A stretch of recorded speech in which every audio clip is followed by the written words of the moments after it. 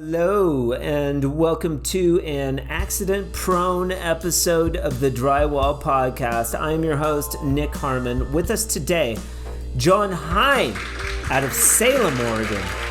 John is a first-generation drywall finisher who was taught finishing while working for Five Star Drywall in Salem. John and I talk about tape tech versus Columbia, getting his aviation license, and how his string of bad luck has empowered him to keep moving forward. But we also discuss the difficulty of working with others. I told a guy to go grab a bench out of the van. Yeah. And he went up to the second story and he disappeared for like 20 minutes and I didn't know what he was doing. Yeah. And I went out to the van, and of course the contractor and then the homeowner both were looking at me like, your guy just went upstairs. Why? I'm like, I don't know. I told him to get a bench out of the van. And he thought I told him to get the bench out of the upstairs. And I'm like, no. So by the time I pulled the bench out of the van and I go back to the underpass area that I was working on, I went to go look for my tools, and next you know, I see him out over in the drain cleaning all my tools out. I'm like, hey man, I'm still doing a job. What are you doing? Because I thought you wanted me to clean. I'm like, no. We also discuss proper technique for handling a 6-inch blade, learning the bazooka, and proper bazooka technique. We also talk about licensing and his direction to starting his own company, but also we talk about his affinity for classical music. John is the quintessential drywall worker in the trenches and on site, and he invites us into his world on this episode. I'm very excited and honored to kick off the 2024 sponsorship series with Columbia Tools as our January and February sponsor. This is the second time Columbia has sponsored the Drywall Podcast, and I'm super grateful to them for that. Stay tuned throughout January for some exciting ice bath giveaways, all culminating into a special Rocky Mountain adventure happening at the end of February, where I'll be interviewing 2 surprise guests. Columbia Tools is a family-owned and operated business that's been rocking the drywall finishing scene for over 4 decades. Manufactures commercial-grade tools in Canada using cutting-edge machinery and all North American materials. Catch my 2-part interview with Aaron and Elliot of Columbia Tools, episodes 23 and 26, as well as my live interview with Bernie St. James, their dad and founder of Columbia Tools, on episode 54. You can also catch my full interview with Bernie on our Instagram page. Want to view this interview in its entirety, and it might be worth it because there's a lot of visual stuff on this episode that is pretty exciting to watch. Head over to our YouTube page and you can watch the whole interview there. But for now, John Hein on the 78th episode of the Drywall Podcast. Let's get into it. John Hein, what company are you working with right now? I'm actually solo at this minute. You're solo. What does that mean? You're just kind of helping out when you can, or I mean, what does that mean in your world? Let me turn off these fans. This is a real fucking drywaller interview right here. He's on site. He's having a smoke. You got your phone. It looks like you're maybe done with the second coat over there. Yes, sir. I'm doing the sanding today, and I'm gonna do minor touch-ups because I taped it like a level 4 smooth wall if I was gonna do a level 5. Okay. And that minors the touch-ups through the whole process. Okay. So this is pretty much like a quick sand, and I'm gonna prime it today, texture it, and have it done before probably 12 o'clock. The next door is on the first stage, so I'm going to end up having to catch that up and use all hot mud and then wait for that process. I don't know, maybe, I don't know. Maybe 6. Yep. Because I went inside the finishing house and I noticed that the the guy had all the wires done. What happened was the drywallers who hung it decided to put all the wires where they sat, and then they didn't sit there. So he went in and cut all the light fixture holes, and then Okay. he set all the new lights. But I taped all the wires in perfect where they sat. So they had an electrician come and pull the wires out. He set all the new holes, and then he's like, "Look, I need this all patched up and have it ready by tomorrow." Yeah, did you tell him $50 a patch? Hey, that's the California patch and everything. I'm being a very nice guy, and I told him I'm going to Of finish course. all this project and the next door project and his patch job for free for Christmas. Good on you, man. Good on you. It'll People are it'll not come used to. it'll come back Yeah, to you, John. Or should I say that it already has come back to you, dude? You to give our audience a background, we've got John Hein from Salem, Oregon. But what's interesting about John is that we had Can-Am Tools was sponsoring last month on the Drywall podcast, the entire month. And we had 4 giveaways, culminating in a grand prize giveaway that John won. Now, John won. We pulled his name out of a hat. I don't know if you watched, like, I did an ice bath and, like, pulled the name it got out. cut out. It got cut out. I was It trying to got see who won the name, and yeah, it was you. So so then we started, Wolfgang and I started to message John and be like, dude, where do we send this stuff? And John's like, dude, don't message me. I don't want any of your scammy bullshit. I've been scammed before. Just like I'm not giving you any information. And so after a couple of back and forths, he realized that he did win some badass Can-Am stuff, some of which you're wearing today. You got a Can-Am hat and a Can-Am shirt. That's pretty cool.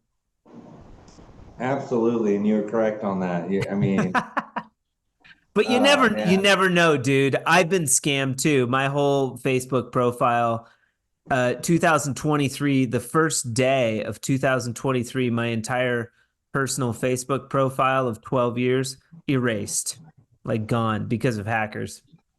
So I have been a victim myself. That said, have you gotten a chance to use the Can-Am tools at all? Are those interesting to you? they are, but I have not fully bust Okay. them out of the box to use them yet. I feel ashamed because I started Nah. this project already, so I figured I'd wait until I got a new project, which is not coming too far from now, Okay. and I'll Cool. be happy to learn the tools because first I don't know any of the tools. Okay. Oh, and then I think it's interesting too. And also, too, there is a gang of information about Can-Am tools, people that do videos. You can go to the Taping Queen has a bunch of great videos where she's running a lot of Can-Am stuff.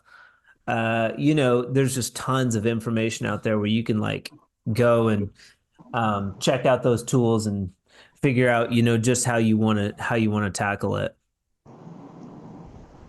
Absolutely. I noticed that she's been using a lot of the tools and everything. There's a few people that do use the Can-Am tools and everything. And I did bring pull up the pamphlet and start reading everything to the T on what Okay. they are, but I have not fully engaged to see how to run them. Okay. Well, we're drywallers, John. We're a little resistant to change sometimes, and we've got our systems and our methods that we do, and it's hard to switch out of that, especially if you're making money. You've got, especially today, you've got this unit you got to get done. You're not messing around with learning no new tool today. It's hard sometimes for us to take a step back, learn something, even if it's going to make the job quicker. Absolutely. So, John Hein, you were saying that today you're not working for a company. When you are working for a company, what company is it? The sad part is I was just laid off from the company I worked for 10 years. I give the Okay. guy full on credit because I did not know drywall or anything about drywall, and he trained me to be the way I am. Okay. And uh, one of the reason why I was laid off, I was hit by a Jeep, hit and run on my e-bike by a Jeep leaving a job about 9:15 at night, and Oh, I came back less than 3 months from a broken wrist, broken nose, four broken bones in the wrist, broken damn. nose, stitches in the eye, small concussion, lost some teeth. Jesus. It happens. That was a small wreck, but lucky I survived and I recovered faster than 3 months. And I did a 9,300 board square foot house at a level tape level 4. So if they wanted to change their concept and go suddenly to a smooth wall, all we got to do is to spray the final coat. Okay. And I went ahead and I did everything within 80 man hours, 4 days on, three off, two Okay. weeks down, and the boss man tells me, I did not do any bids for the 3 months since you've been gone. Okay. Either go claim unemployment or I can let three people go to keep you going. And I didn't like that. So, of course, I went to the unemployment office, but I don't know how that shit works. I really don't. Yeah, that's okay. I kept filing stuff wrong and they just Yeah. said, screw Well, I know with it. unemployment, I know there's a lot of bureaucracy and it's no easy route to go. I mean, people talk about, people sitting at home kicking back collecting unemployment. It's not really that easy. And at the end of the day, it's not all that much money. You're in Salem, Oregon. Maybe I said that already. Maybe I didn't. Oh, what's the name of the company? This guy that laid you off? 5-star drywall. 5 Star. Okay. So, how did you get this particular job that you're on right now? Maybe you've established a little bit of a network there. People know who John is, and they're like, "Hey, man, can you come help?" There's lots of work out there, dude, for drywall finishers. There is, but surprisingly here in Salem, it's hard to find people who are not wanting to pay for a finisher's wage. We're well, the way I look at it, I see everybody's paying under $20 an hour, and my work ethic is way more than $20 an hour. I mean, I guess Yeah. maybe I should accept it and then just get myself back into that system and have them raise it to show my work Yeah. ethic. What about piece rate? Uh, I done the piece rate and it I tried doing the piece rate with the 5-star homes and he's was paying me within 18 cents a square foot. They're cheap up there. Yeah. And then a lot of Jesus. them, yeah, I know. So, I mean, surprisingly, the I man know. is a semi penny pincher, but Yeah, I guess the Southwest is pretty cheap down here. You kind of have to know your stuff, but it's that way in different areas. Some areas aren't like that, man. Some areas they make a lot more. It's interesting, across the country and up into Canada. absolutely. I talked to a few and a few drywallers on Instagram, and they're like, dude, I don't even work less than $500 a day. So make sure you Right. get So here's what you do when somebody says that to you, you'd be like, "Well, I'll be up there tomorrow. Do you got?" Because also too, in a lot of these places that pay well, they're looking for finishers. The other thing is that there's no finishers out there. There's no people coming up. So I think it's sought after if you have the skill of drywall finishing. Not that everybody wants to move, but if you have the capable of moving to a different location, I think you could make better money. absolutely, absolutely. Are you against that or? No, no. I mean, I guess I'm one of those type of people. Once, I mean, I've been in this house. I used to move every other like year or so, but I finally been in this one house for over 10 years. And I kind of Okay. settled down, and I kind of don't want to move out of that hole. Yeah. But life is now telling me I need to start adventuring and go out to different places, and I need to Yeah. explore everything. So that's where I'm working on my aviation license so I can start traveling and go help people and create a name. Crazy. You want to like fly different places and go help people. Yes, yes, because that's where that's anywhere but Oregon is where there's a lot of more finishing work is being done.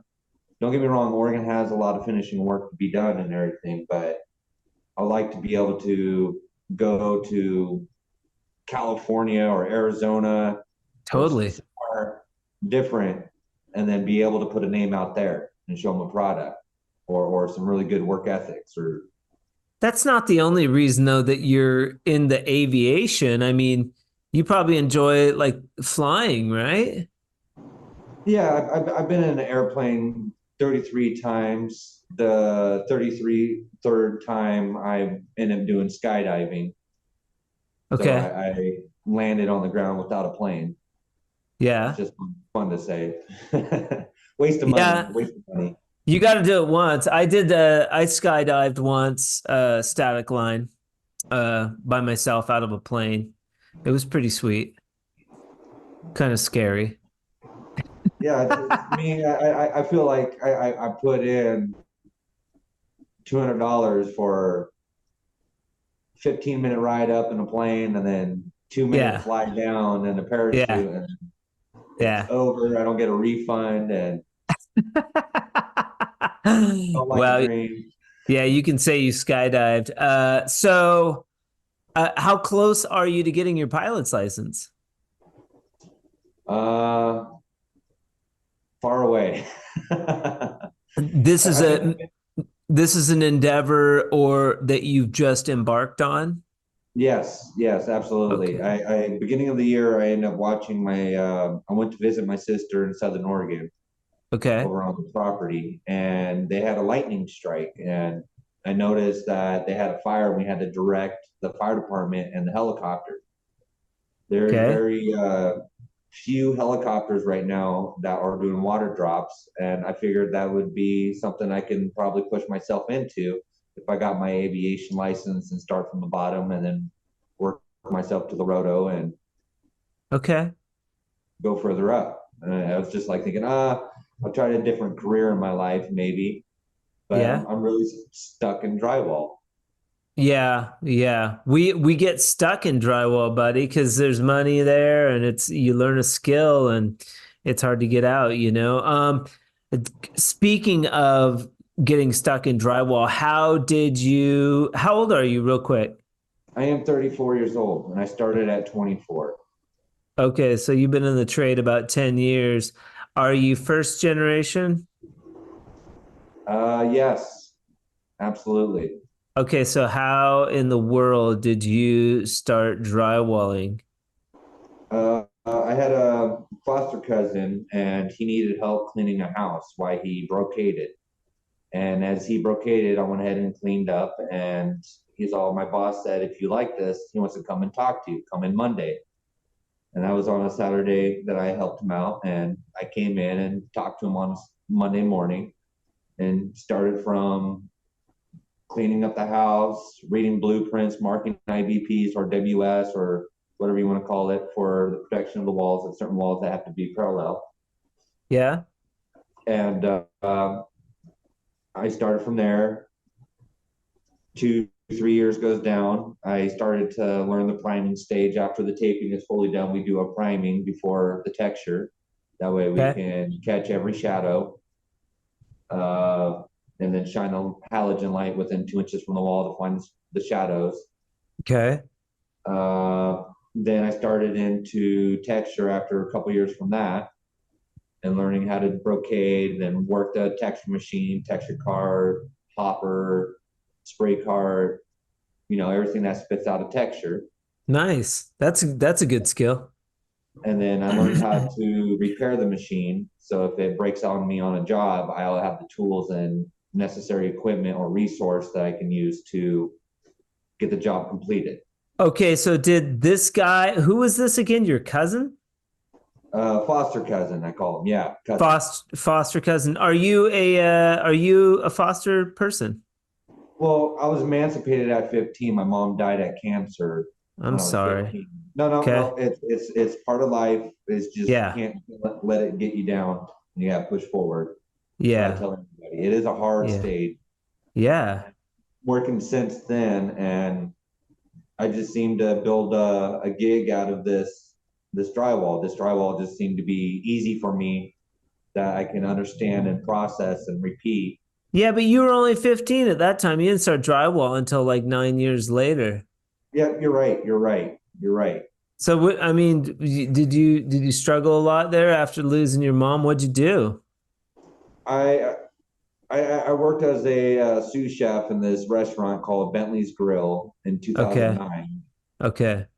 and I did that for about a year and a half before I decided to be like, oh, this is something I don't need to do. In 2007, before then, I was hit by a truck skateboarding with a buddy because I was living with a brother. Wait a second. You've been hit 2 times now in your life by vehicles. Oh, no, no, no, much more, much more. This year was 4 times just alone. And that was on my e-bike. And I do pay attention to the road. Yeah. What the hell?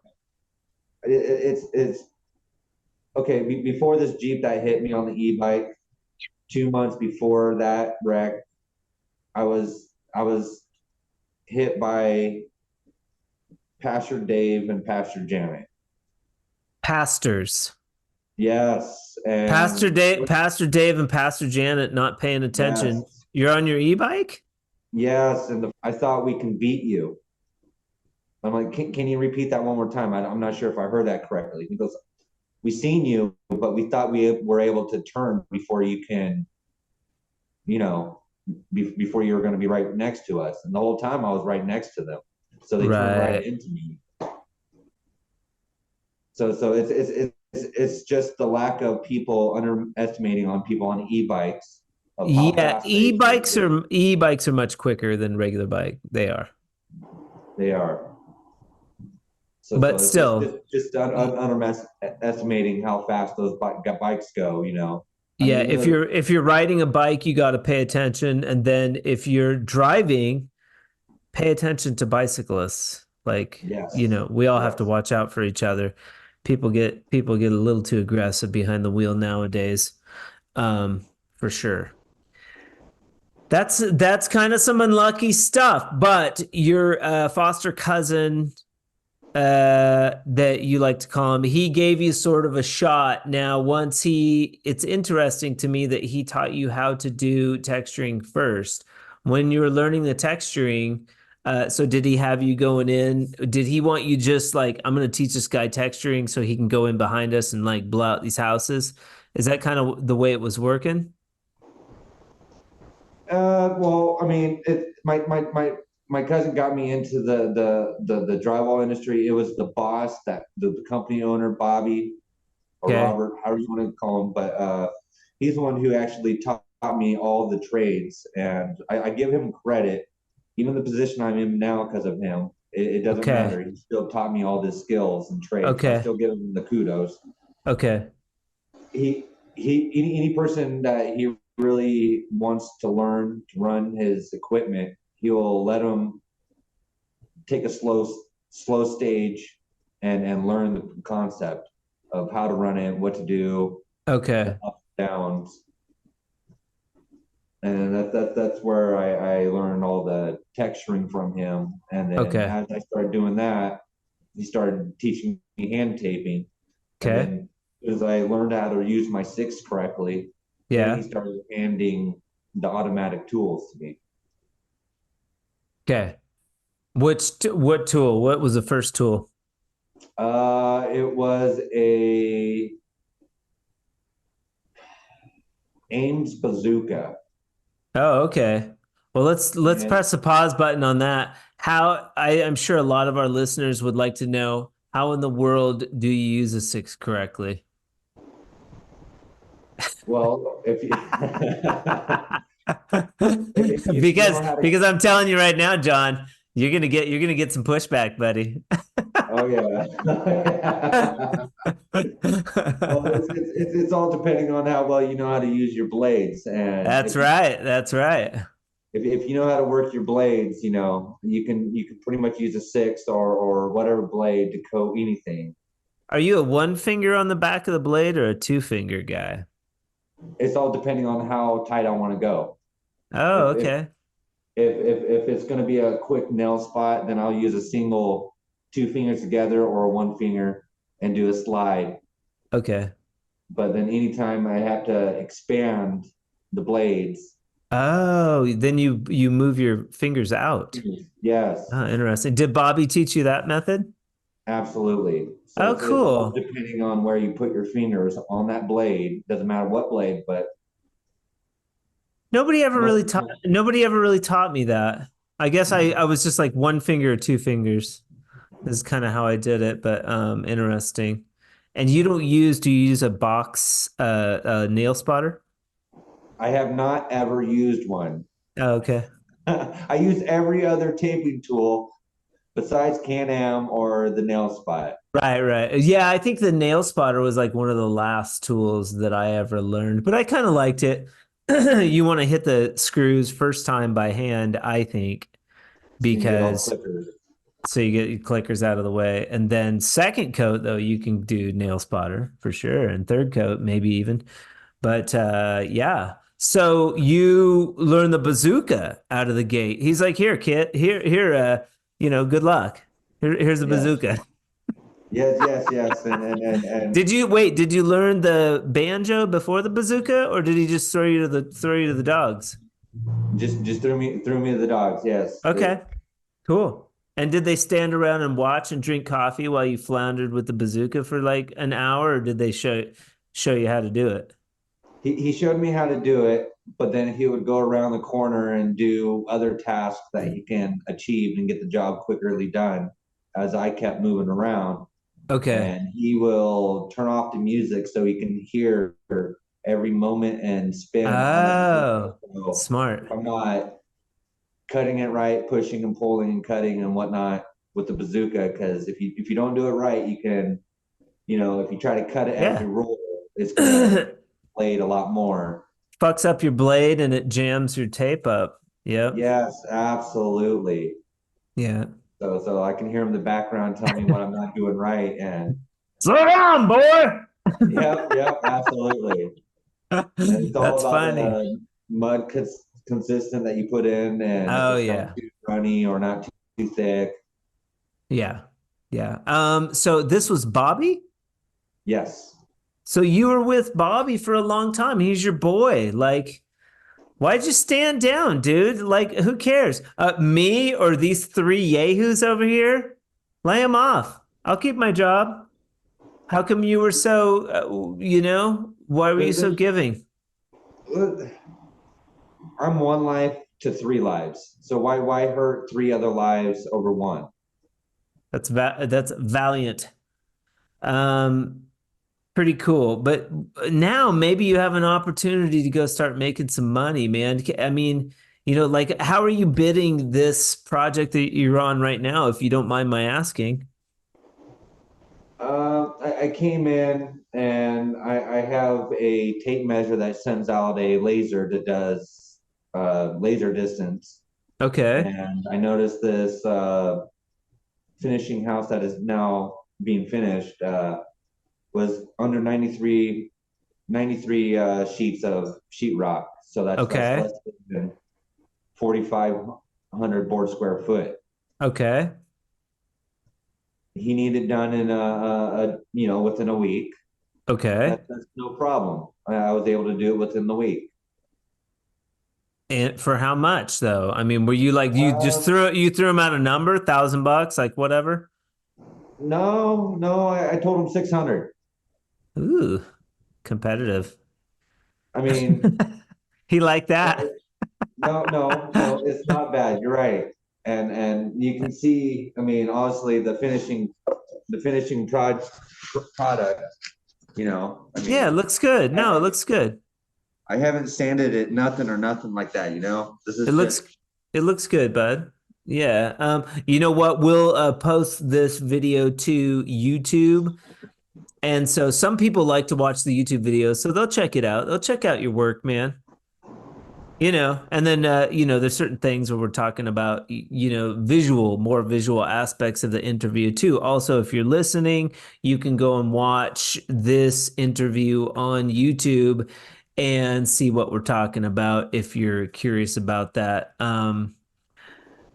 Cool. So the bazooka. So how long would you say that it took you? And I mean, that's nothing to sneeze at. $600. I'm just trying to think. And you needed the work, right? correct. Okay, so you needed some money. Now, is this under the table? No shame. No, no, it is. It is Okay. All strictly right. all under the table. So Good, good. Because you know what? You can't, there's not enough there to pay for taxes. no, you're right. You're right. And I thought Fuck about those switching it. guys. Are you inclined to going and getting your license and doing of that work to get your own gig going? I mean, is that something that you'd be interested in doing?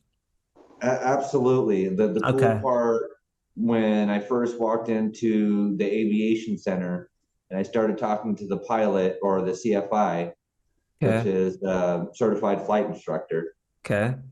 he wanted to know my little bit about my work history, and I told him I'm unemployed. Okay. And the cool part is he has the resource and center to license people for their CCB license. What's a CCB license? I believe I haven't looked at exact, it's the contracting.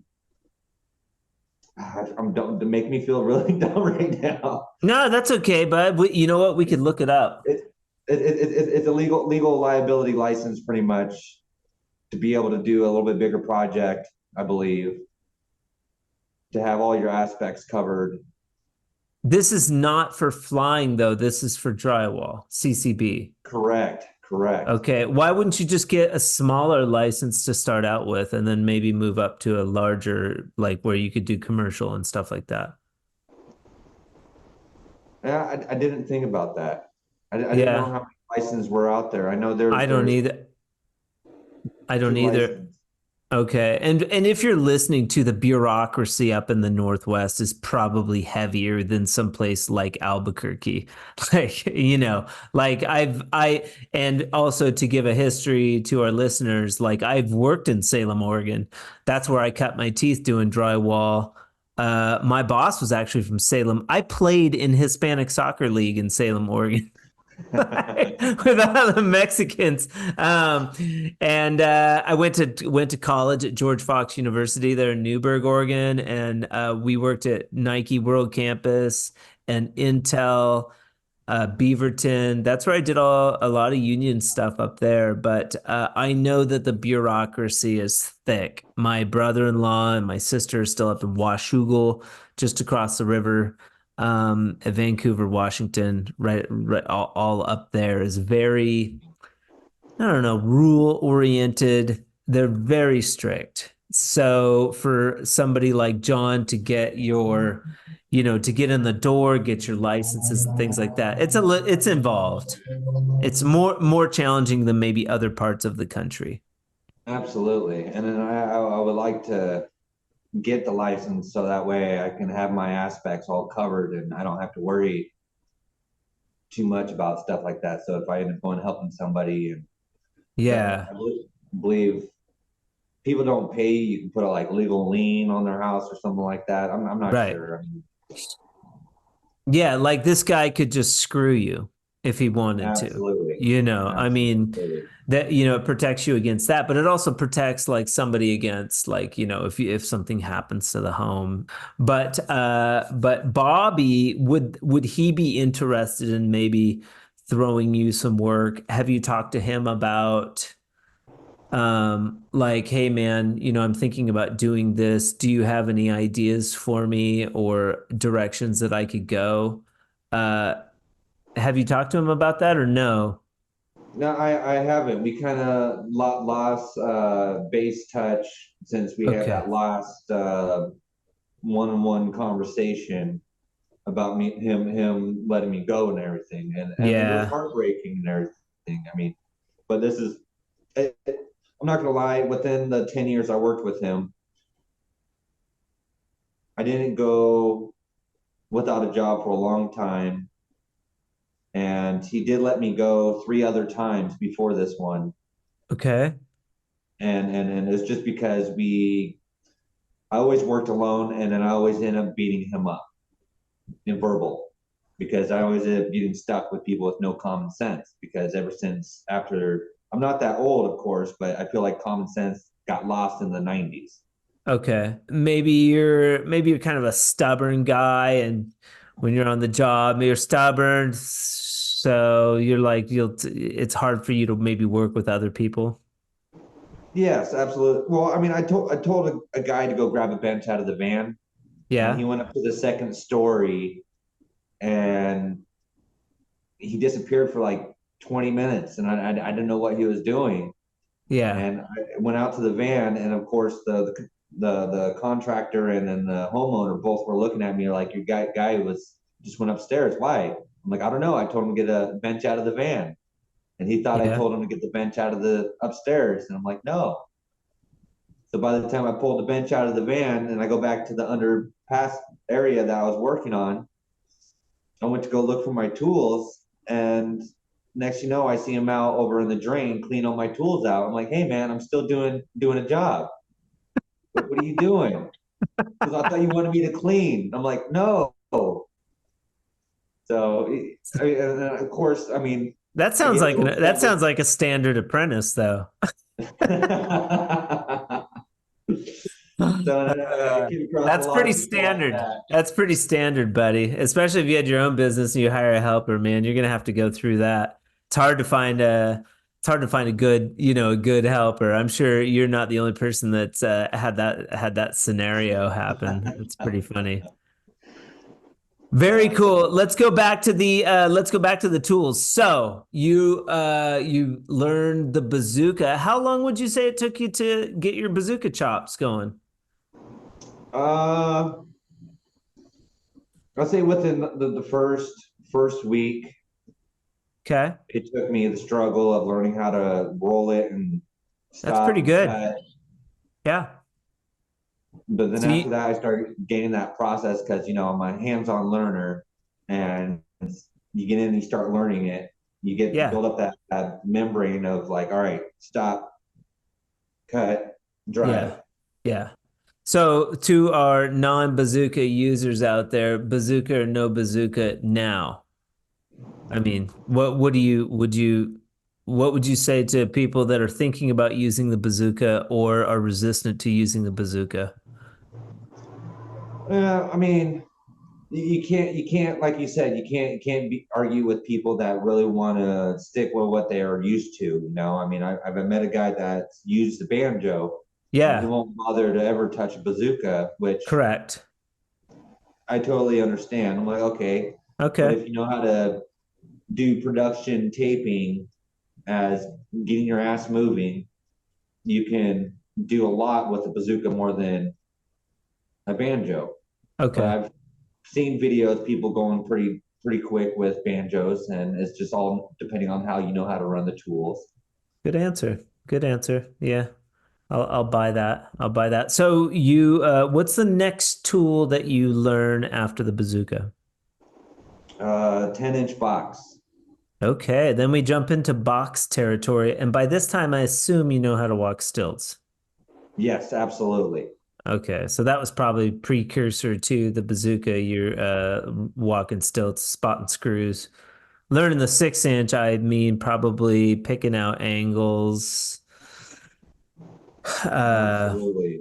streaking screws and things like that. So you learn the 10 inch box and Bobby, I assume, does 10 and 12 inch box. Yes, sir. And then he ended up buying a 15-inch tape tech, Okay. and I used that on a couple of houses, and most of the drywallers I ever worked with don't like to carry that 15-inch box because it's heavy. Okay. What's the And advantage? What's the advantage to a 15-inch box? if you're trying to widen out the joints a lot bigger and smoother, Okay. you know, I mean, you can do it with any blade or any hand tool, but Okay. with oh, damn you, with the 15, I seem to cover more area and wide out that joint and I don't know, it just made it look Yeah. a lot. A lot cleaner. Maybe on your butts, bad butt joints, things like that, where you need to really bust it out. Yeah, and And I and he's using all tape tech. yes, Okay.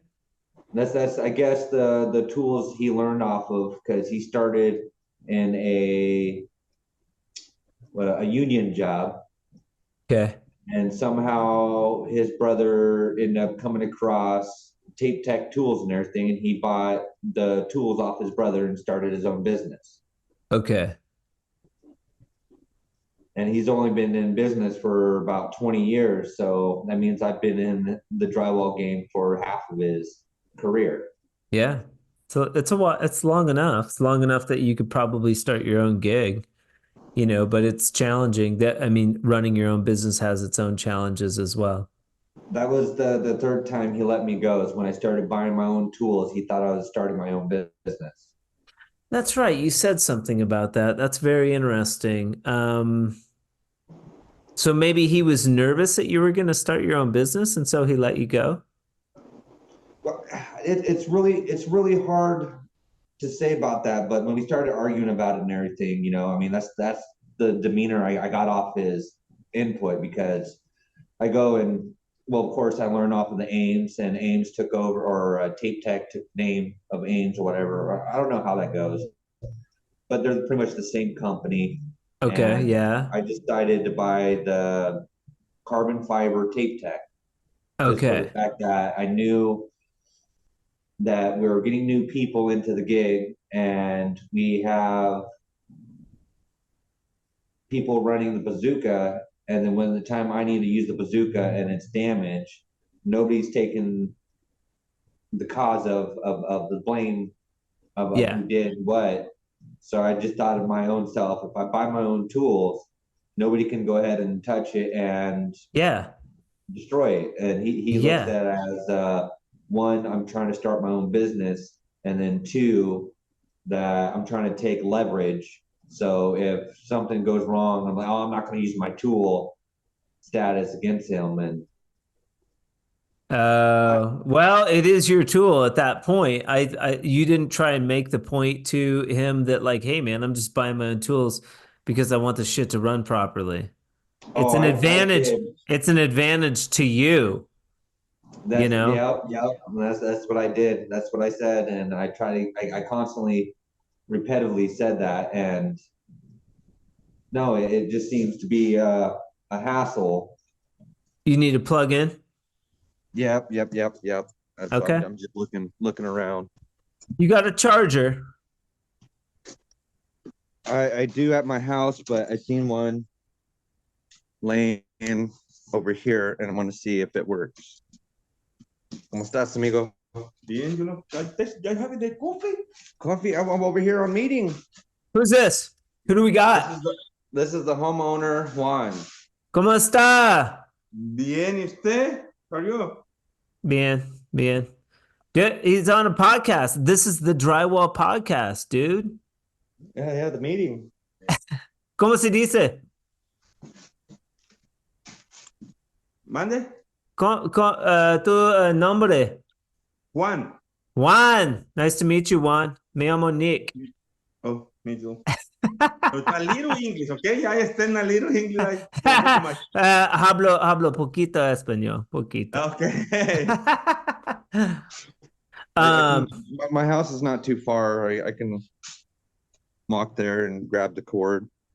dude, you're walking distance from your house? That's crazy.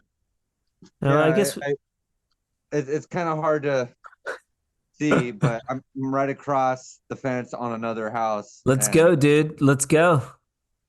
Get to walking, man. So Juan owns that house. How did Juan find out about you? Well, I see drywall, or not drywall, but as soon as I see a house goes up, I'm Mr. Nosy Nose, There you and go. I like to just poke my head in to see what's clicking. And Yeah. Hey, you guys need a drywaller? Done. yes, yes, absolutely. Now, do you hang at all? I've done it a couple of days, and I Yeah. did it with a group, Okay. and it became more stressful, and the nobody likes my attitude. I listen to classical orchestra music as I listen to, or do drywall. I like it. You're kind of a dick. You're like one of those guys. Nobody wants to work around you. Yeah, yeah, absolutely. But you know what? As long as we know, John, it's Well, okay. I'm all about perfection and everybody doing something, you know? I mean, Okay. if I got a guy on my team, and if I'm able to do my job and his job at the same time, and he's just standing around, what's the point of having him on the team? And Yeah, that's tough. You have to be kind of in alignment, when you're working with other people, there's like aspects, and not that I'm the best at it, but when you're working with other people, you have to allow for, people to be idiots. It's okay. They're not going to do it the way that you do it. So, but it is challenging to work with other people for sure. Yeah. no, yes, yes. Well, I mean, just for example, I told a guy I left extra tape on a corner just to see how he would do, and I told him I don't need extra tape on the corner, so you have to use your blade, pull out your six, and cut off that little corner and pull off the wall, you know. And Do not, first of all, that is not a harsh request. Do not leave extra tape in the corner. Cut that shit tight. It should be right where it needs to be. Am I wrong? yes, yes, Okay. and the first thing he does is he overlaps all the other tapes, and I'm like, I just literally told you less than Yeah. 3 minutes not to And he do that. was he was thinking you were saying like to do that. Yeah, but he Yeah. totally looked at me and understand. Okay, I'll pull off the tapes. You know, I won't. And he did like two corners correctly, but then on the third one, when I turned my back, he let it overlap, and I just like, oh man, are you like trying to Yeah. mess with my head, or are you trying to? But that's good to know about yourself, John, that like okay, so you like to work solo. That it's a really good thing to know about yourself. It really is. And we're back at the homestead. We're at John's home. We've walked from the job site to your house. Love it. It's a traveling episode of the Drywall podcast. Let me ask you this. Have you listened to the Drywall podcast yet? Have you listened to some episodes? Yes, and the one I started first listening to with Okay. is I forgot her name. She has the black hair, and you guys started Lydia. talking about being safe and OSHA approved. Oh. Oh, Gloria Fluentis. Yeah. Yeah, she's from New York. She's a real go-getter, that girl. Oh, it's dark over there now. Oh yes, yes. I just went in the room and Okay, so here's a question for you. Now, you don't have to walk back to the job if you don't want to. You could hang out at your house. And why wouldn't you just hang out at your house and do the interview from the beginning if you're that close to the job? well, I mean, I started early this morning, and I figured I Oh, was gonna okay. get a start and start busting stuff out. Okay. But then I didn't realize the time was not on my side. That's one thing Okay. I learned about drywall. Drywall, time is essence. Yeah. Yeah. So I mean, I figured I was gonna try to be Mr. Macho and get a lot of stuff done. We're fine, man. If you want to cruise back over to the job, sometimes when people move around, I lose internet Okay, connection, but okay. we're fine. We're fine. We're not losing any connection or anything. If you want to walk back over, however you want to work it, man. We're easy over here at the Drywall Podcast. You can do, no two episodes are the same. What'd you think of Gloria's interview? What'd you think of her? Crazy. Yes, yes. And the sad part is I don't fall under any of the categories of the rule, because I listen to you and her debate on people doing stuff unsafe. But the sad Yeah, part yeah. is in drywall industry, it's very hard to harness yourself on a Yeah. two-stage scaffolding or Yeah. Yeah. some of the maneuvers that we do that Yep. that that requires the unsafetiness. I I mean, agree. I agree. That's why I was digging a little bit there. And that's why I said you watch your own ass. If I'm up on the scaffold doing something unsafe, it ain't nobody's fault but my own if I fall, you know, like that. It's yes, like, yes, same as you're on an e-bike too. And I'm not saying you're being unsafe or anything like that, but you have to watch. That fucking car is going to cut you off. Like, no, no, because they're idiots. They don't care. absolutely. So, like everybody's like, oh, I'm on a bike. I'm on a bike. It's like, get out of the fucking road, you know? Like, yes, you're on a bike and people in cars should watch out for you. But the reality is, that people drive like idiots. And if you're on a bike, you're taking your life into your own hands, you know? Yeah. Like that's the reality. Like it doesn't matter that they're supposed to watch out for you in a car. They don't. No, Boy. you were correct on that, and it's the same thing on stilts. I mean, people think I've been on stilts for years to do what I do, but Sure. I didn't have to be on stilts for it. It's just knowing the fact that if you're in something that you can be comfortable on, It and you looks know your awareness and everything, then yeah, you can yeah. perform. Good point. Are you But looking in the fridge right now? Are you grabbing no, something out of the fridge? no, I have Oh my uh God, that's cool. A traveler. yes, yes. So A, I have you on charge. that's cool. It's like a travel buddy charger. Yeah, 300 watt generator, electric generator that you can charge from solar panels. Oh, that's very cool. That's very cool. Are you kind of a prepper? You kind of a Yes. prepper type? Yeah? Yeah. I have a lot of stuff I have like that. So when I go on a travel or something like that, everything Yeah. can go right. I should have brought this battery jack with me so I can, because I didn't realize that my phone didn't charge last night. That's okay. It makes the interview interesting. I've been having fun with this one, John. You're in an interesting spot right now. Do you think that you'll stick with drywall? Yeah. I spent way too much money on tools to let it go. I Yeah. just picked And up you a did you did buy that carbon fiber bazooka, correct? So correct, and I went ahead that and I mean, what did that set you back? Like $1,400? 19. Jesus Christ, that's a lot of money to drop on a carbon fiber taper when you don't even run your own crew. That boss should have been like, dude, thanks a lot. You know what? I'll kick you down a couple $100 so that you can run a fucking good tool on my job. What a dick. Like, no, sorry, no offense, Bobby, but like, apparently you were easy to let go of, apparently there's a bunch of people ready to fill your spot, you know. I don't get it. My guy, Jack, like I buy him tools because he's making me money with those tools. I get him we try out new trowels all the time. I buy him. I get him hawks when he needs them.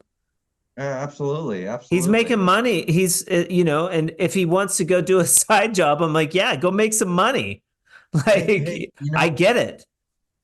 Bobby wasn't against doing side jobs as long as I wasn't stealing customers, and Right. he looks at it as free practice. He doesn't have to pay for it.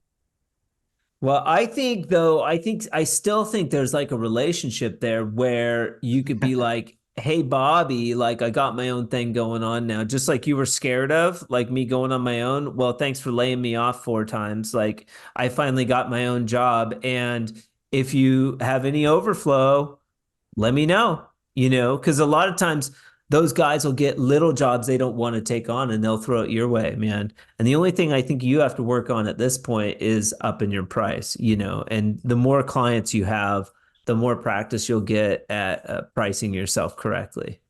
Absolutely, and that's not the only bazooka I buy. I mean, I also got a was it Columbia Predator. Okay. Okay, you got a Another carbon fiber. Predator. Okay, nice. And you bought that? Yeah, that was 1,700, $200 Damn. less than. Yeah, it's two hundred bucks Okay. less. All right. So between the Predator and the Tape Tech, which one do you like better? And hey, Aaron, the owner of Columbia Tools, is going to be listening, but don't let that sway your opinion, dude. Which one? Speak freely. No, I'm not gonna lie. It seems like the Predator rolls a lot better, has a cleaner. I mean, they both cut the same. Don't get me Okay. wrong. All right. But the backstop when you get out of the mud and everything on the rolling or the metal roller or the Yeah. sprocket or whatever it's called. I need to learn my tool. Yeah, that's okay. It has that cable and you can hear it do a small click. Yeah. Well, this didn't do a small click and the cable line ended up snapping. On the Tape Tech.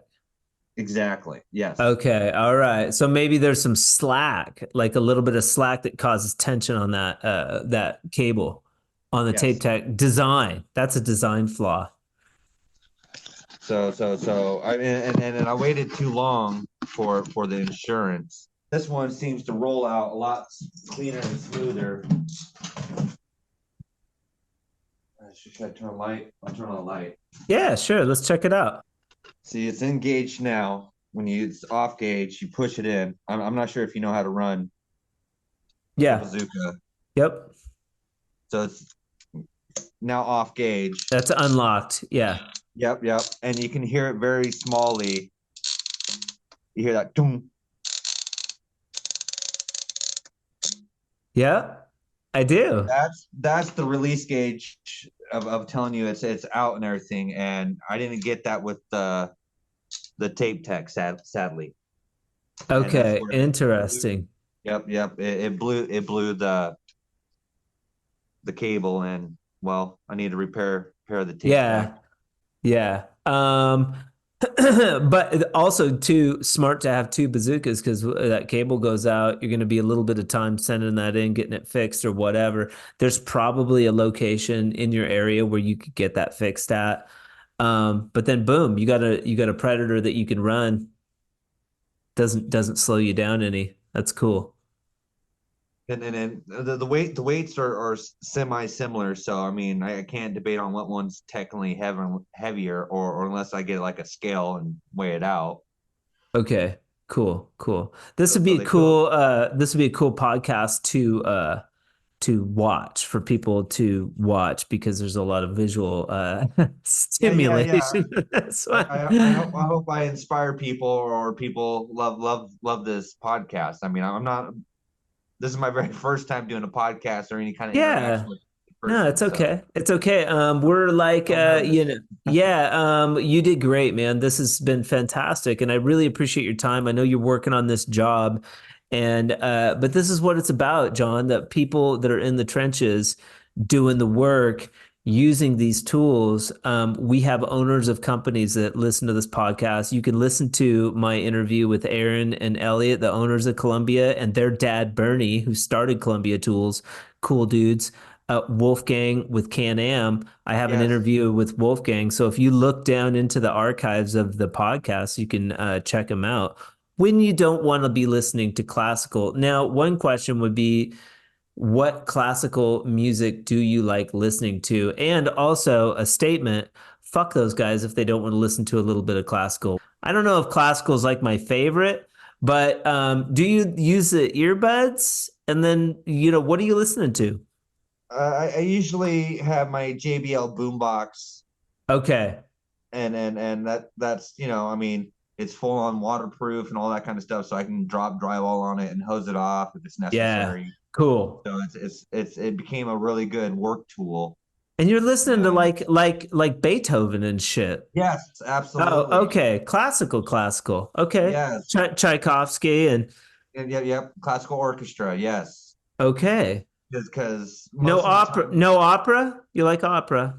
yeah. Once in a while, opera will come on, and I do like to listen to that and everything. I mean, I don't understand some of the words that they're saying because it's either in French or some other type of language, but never in English. What's your favorite classical composer? I can't say I have a favorite. I mean, I Okay. listen to all of them, and I enjoy the guitars. I definitely enjoy the violins. Okay. And sometimes when any other type of instruments that come on, I mean, it's it's it's all interesting to me. I mean, it just sounds Yeah. real nice, and depending on if it's upbeat or slow beat. If it's upbeat, I like to listen to it for on finishing work. Okay. That's cool. Slow beat. It's on the slow days, and that's when I'm just trying to push stuff around and I'm kind of irritated. So I'll just listen to the lower Okay. stuff. And Yeah. a lot of people bring in earphones or earbuds, and they just like, I'm tired of listening to elevator music. Not that I'm a huge classical fan, but I can listen to and appreciate classical music. And if somebody had classical music on my job site, I get into that shit, man. It would be fine.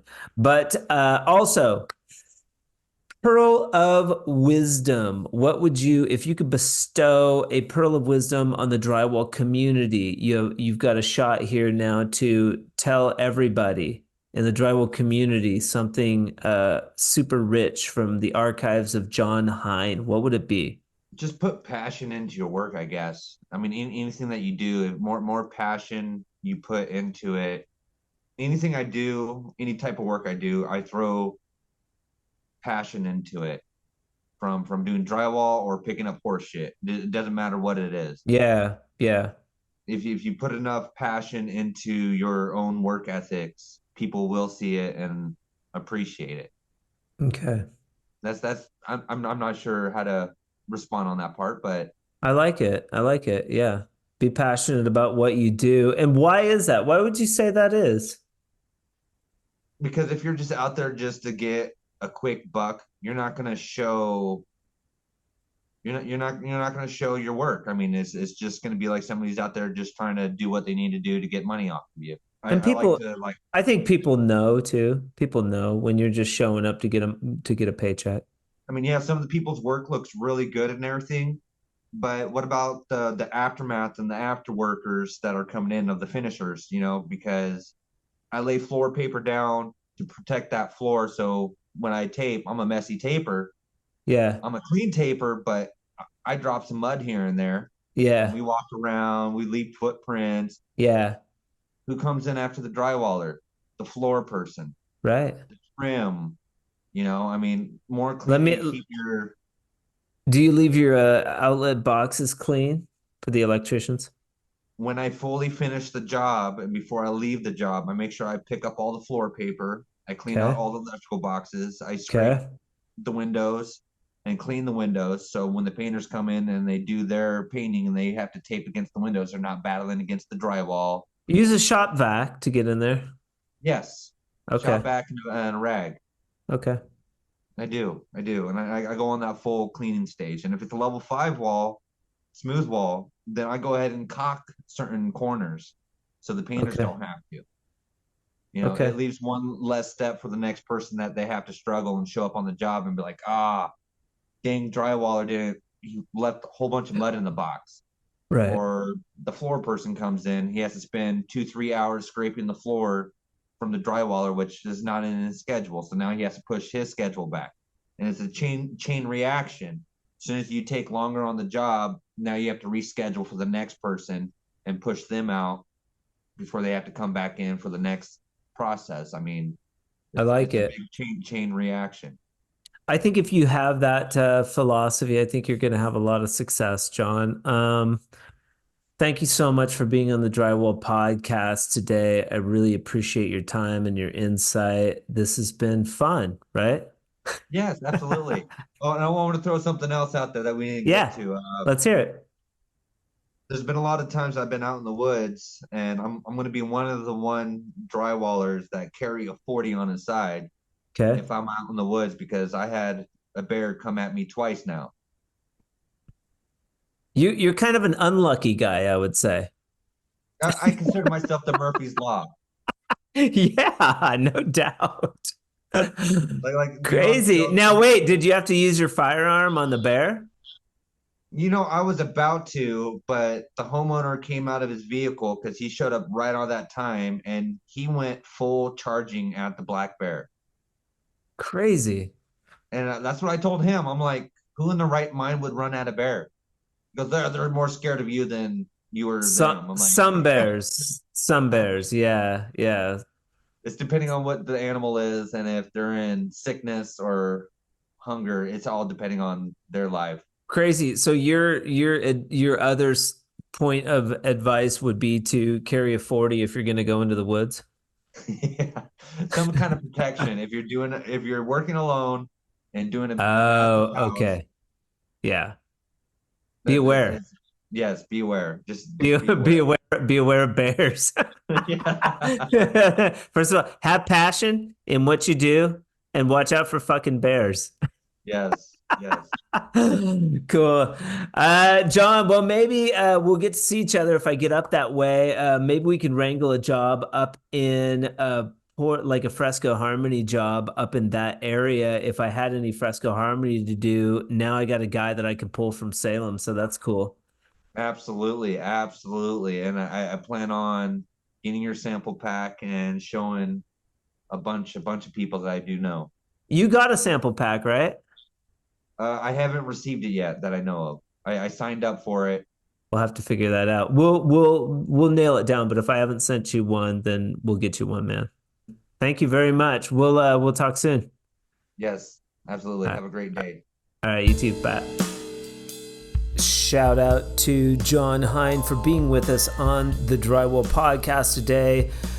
I appreciate your time and your knowledge, and I look forward to seeing how you do with your business in the future. Also, you will be the proud owner of a sweet swag bucket from CSR just for coming on the Drywall podcast and sharing your story. Shout out to Columbia Tools for sponsoring this episode of the Drywall podcast. Columbia Tools, they don't just talk the talk, they walk the walk. At Columbia, customer service is their battle cry. Their top priority is giving you a grade A experience from start to finish. Got a question, concern? They're ready to tackle them head on by email or phone, or even on Facebook, Instagram, TikTok messages. And be sure to check out their YouTube page as well for detailed how-to videos. Their maintenance videos are the secret sauce, and kick-ass videos will keep your tools in prime condition.